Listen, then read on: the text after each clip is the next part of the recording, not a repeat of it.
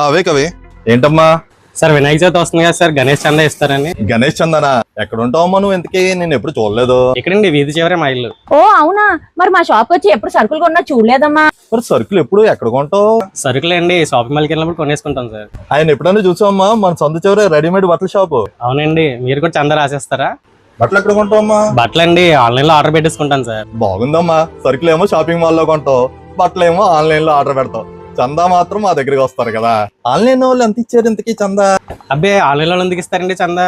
Malls అసలు ఎవరు?